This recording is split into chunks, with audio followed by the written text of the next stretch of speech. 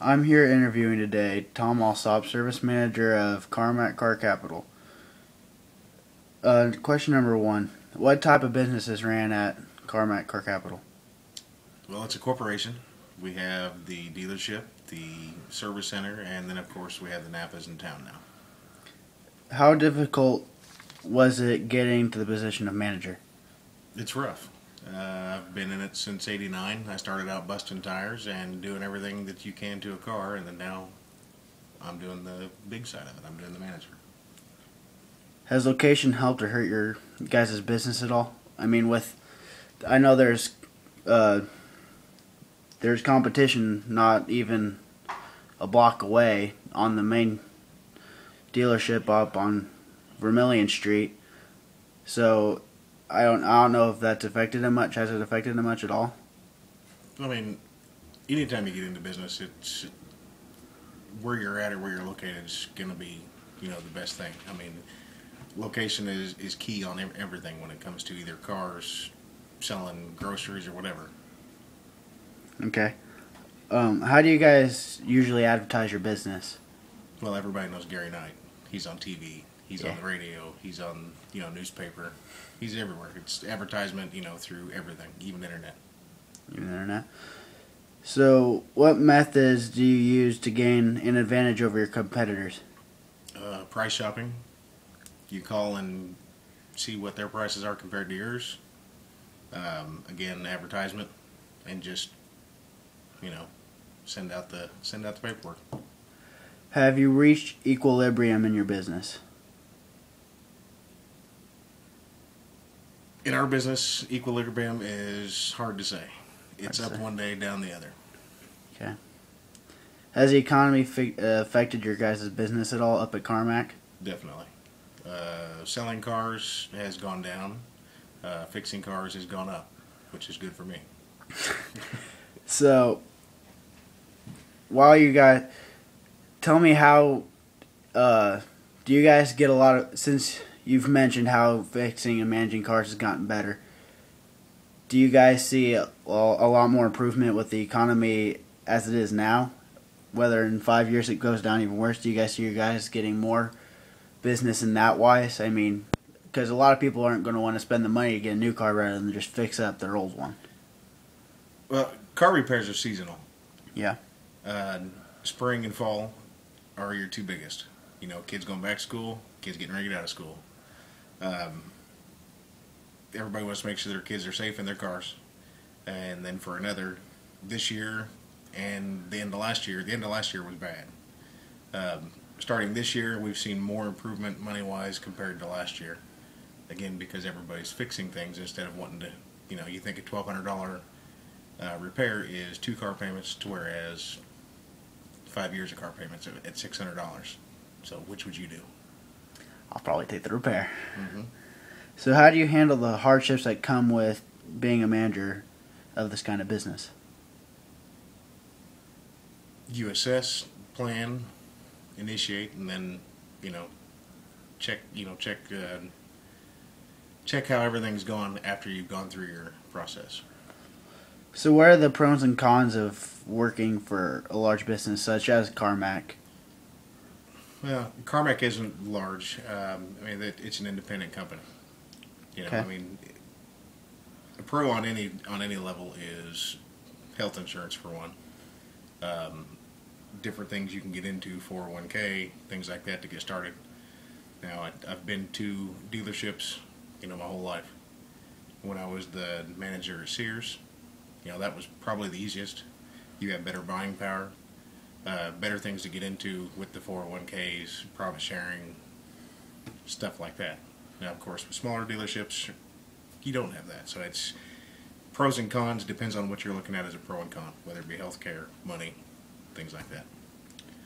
How do you determine the demand for a product, such as a transmission, oil change, etc.? Well, everybody needs their oil changed. Demand on our product is, again, seasonal. Everybody wants to get their coolant flushed, in the springtime, get it ready for the same thing in the fall and winter, and you always, again, need an oil change or some kind of repair done. Okay. How often do you alter your business based on demand? Daily. Daily? Daily. I mean, you got to know what appointments are coming in. You got to be able to load the shop, keep the technicians busy. Considering if you've got, it doesn't matter if we got 3 technicians or 7 technicians, you have to have everybody lined up to make their money. Their flat rate. They don't get paid hourly. They get paid by what they do. Okay. How does an increase in minimum wage affect you? So far, really hasn't affected us. I mean, when it comes to a dealership setting, pretty much the only guys that are making minimum wage are the guys washing the cars or changing oil. You know, again, the guys work on flat rate. They get paid by the hours they turn. They're not paid by being there 8 hours. They could turn 6 hours and be there 10 hours a day. So it's how productive they are. So if somebody came to you for advice on managing a business, what would you tell him or her? Again, have a good business plan. You know, if you don't have the capital, have a good backer. Strong plan and just go from there. Have a good product. Is there anything else you'd like to add to this interview? No. I mean, great interview, or? Yeah, just like 60 minutes. I also have another question. How long has Carmack been around in Danville necessarily? Is it like a family-owned business, or did Gary Knight personally just start it? Just to start it? Gary started out selling cars. He's just a farm boy from Dana, Indiana. You know, he came into it as a salesperson. Don Carmack actually started it in '78. And basically he worked his way up to where, you know, him and Don became a partnership. And then, of course, when Don passed away, he had the opportunity to, you know, take the dealership and grow from there. So, in other words, since then, he started Rantoul, he started Main Street, he started Gilbert Street, now Westville, and then, of course, you know, since October last year, he bought the Napas, the one here in town and the one in Westville. So.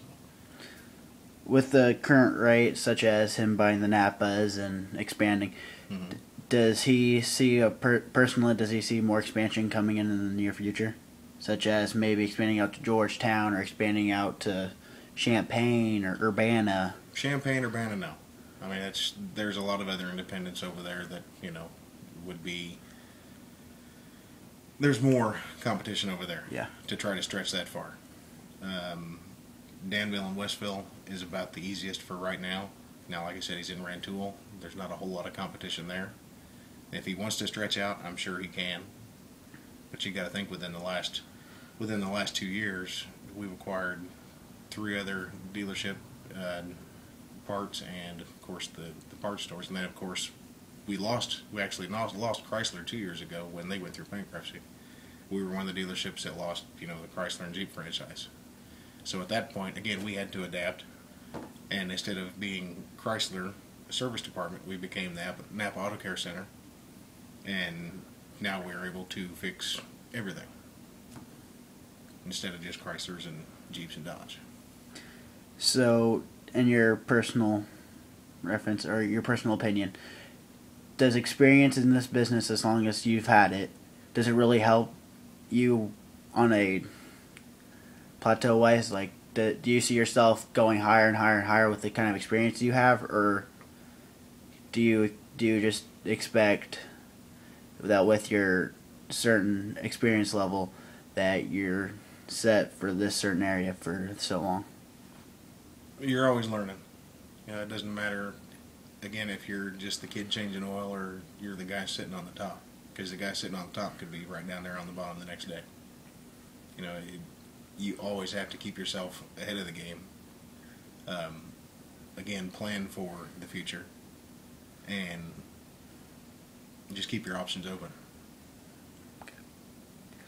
Well, thank you for this time. I appreciate the interview. No problem. Have a good day. Mm-hmm.